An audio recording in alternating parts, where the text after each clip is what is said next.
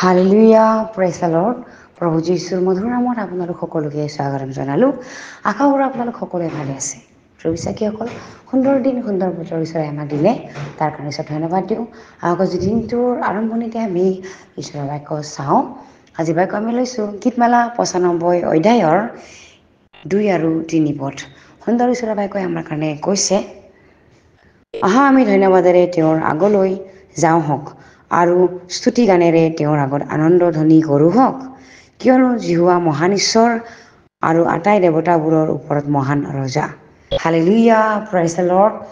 ঈশ্বৰৰ সুন্দৰ বাক্যৰ কাৰণে ঈশ্বৰক ধন্যবাদ দিওঁ। প্ৰিয় বিশ্বাসীসকল, ইয়াতে যিটো ঈশ্বৰক আমি কেনেকৈ ধন্যবাদ দিব লাগে, আৰু ঈশ্বৰ যে ৰজাৰো ৰজা, প্ৰভুৰ প্ৰভু, ইয়াত এই বাক্যই আমাক বুজাব খুজি আছে যে তেওঁৱে ধন্যবাদৰ যোগ্য হয়। সেইকাৰণে আমি ইজনে সিজনক উদগাব লাগে যে আমি তেওঁক ধন্যবাদ দিব লাগে। তেওঁৰ আগত থিয় হোৱাৰ সময়ত আমি তেওঁক ধন্যবাদ দিব লাগে, কিয়নো তেওঁ ৰজা হয় আৰু তেওঁৰ বিনে কোনো এনেকুৱা ঈশ্বৰ নাই। সন্মান পোৱা ঈশ্বৰ, তেওঁৱে ৰজা হয়। আৰু তেওঁক আমি স্তুতি গানেৰে আমি তেওঁৰ আগত আনন্দ ধ্বনি কৰিব লাগে।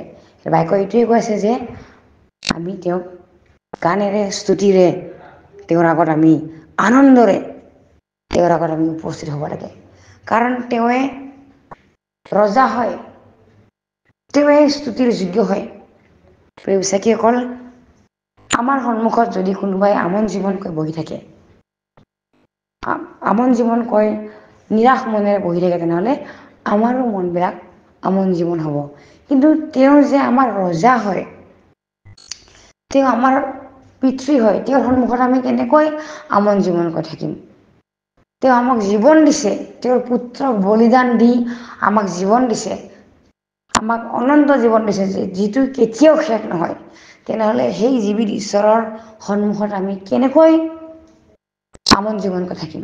আমি আনন্দ কৰিব লাগিব, তেওঁৰ ওচৰত আমি স্তুতিৰে গানেৰে আমি তেওঁক ধন্যবাদ দিব লাগিব। আৰু তেওঁৰ আগত আমি কি লৈ যাওঁ? সকলোবোৰ তেওঁৰে হয়, পৃথিৱীৰ সকলোবোৰ তেওঁৰে হয়। আৰু তেওঁক আমি কি দিম? কেৱল আমি তেওঁক আমাৰ নিজ মুখেৰে ধন্যবাদহে দিব পাৰোঁ। Hallelujah, praise the lord. আৰু এতিয়া কৈছে যে কিয়নো জিহুৱা মহান ঈশ্বৰ বুলি কৈছে, তেওঁ মহান হয়, তেওঁৰ তুল্য কোনো ঈশ্বৰ নাই। তেওঁৰ দ্বাৰাই পৃথিৱীত সকলোবোৰ আকাশ, পৃথিৱী, পানী, পৰ্বত, গছ গছনি সকলোবোৰ তেওঁৰ দ্বাৰাই হৈছে। সেইকাৰণে তেওঁ মহান হয়, তেওঁৰে আজ্ঞাত সকলোবোৰ চলে। বতাহ, বৰষুণ, সূৰ্য, চন্দ্ৰ, তৰা সকলোবোৰ তেওঁৰে আজ্ঞাত হয়। আমেন। সেইকাৰণে তেওঁৱে মহান হয়। আৰু কৈছে বাক্যই, আৰু আটাই দেৱতাবোৰৰ ওপৰত মহান ৰজা বুলি কৈছে। প্ৰিয় বিশ্বাসীসকল, আমাৰ ঈশ্বৰটো ঈশ্বৰ হয়, যিজনে শ্ৰেষ্ঠত বাস কৰে। তেওঁৰ সিংহাসনটো স্বৰ্গ হয়, আৰু পৃথিৱীখন তেওঁৰ ভৰিৰ পীৰা হয়। প্ৰিয় বিশ্বাসীসকল, তেওঁৱে আদিতে আছিল, তেওঁ এতিয়াও আছে, আৰু তেওঁ সদা কাললৈকে থাকোঁতা ঈশ্বৰ হয়। তেওঁৱে ৰজা হয়, যিজনৰ আজ্ঞাতে ধুমুহা থামি যায়, যিজনৰ আজ্ঞাতে বতাহে শান্ত হয়, তেওঁৱে মহান ৰজা হয়। তেওঁৱে দেৱতাবোৰৰ ওপৰত মহান ৰজা। কাৰণ আমি জানো এলিয়াৰ সময়ত যিবিলাকে ঈশ্বৰক নজনা মানুহবিলাকে, যিবিলাক চৈতানক পূজা কৰি আছিলে, সেই মানুহবিলাকে নিজৰ দেৱতাবোৰক মাতি আছিলে, নিজৰ গাত আঘাত কৰি, শৰীৰত আঘাত কৰি, উলংগ হয় তেওঁৰ দেৱতাবিলাকক মাতি আছিলে। কিন্তু তেওঁবিলাকৰ দেৱতাবিলাকে একো উত্তৰ নিদিলে। কিন্তু এলিয়াই যেতিয়া প্ৰাৰ্থনা কৰিলে, এলিয়াৰ প্ৰাৰ্থনা শুনি সেই জীৱিত ঈশ্বৰ জিহুৱাই গোটেইটো পানী ভিজাই থোৱা ঠাইবিলাক, খৰিবিলাক সকলোবোৰ চেলেকি পেলাই শুকান কৰি দিলে। হালেলুয়া। তেওঁ স্বৰ্গৰ পৰা জুই নামি আহি চেলেকি দিলে এলিয়াৰ প্ৰাৰ্থনাত। হালেলুয়া।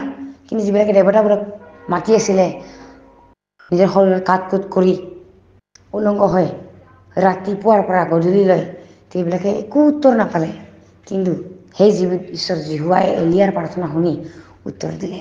আজি সেই ঈশ্বৰ আজি আমাৰ মাজত জীয়াই আছে। হালেলুয়া। তেওঁ জীয়া ঈশ্বৰ হয়, সেইকাৰণে আমাকো জীয়া বনাইছে। আমাৰ এই জীয়া হৃদয়ত তেওঁ জিৰণি ল'ব খোজে। Hallelujah, praise the lord.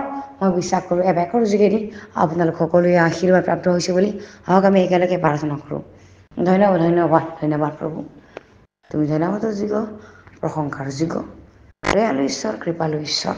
তুমি মহান ৰজাৰো ৰজা, প্ৰভুৰো প্ৰভু। গোটেই জগতে তোমাৰ আগত আঁঠু ল'ব তোমাৰ বাক্যই কৈ আছে প্ৰভু। হালেলুয়া। আজিৰ দিনটো তোমাৰ হাতত সমৰ্পণ কৰি এই সকলো যাচনা নাচৰতীয় প্ৰভু যীশু নামত অৰ্পণ কৰিছোঁ। আমেন। Praise the lord.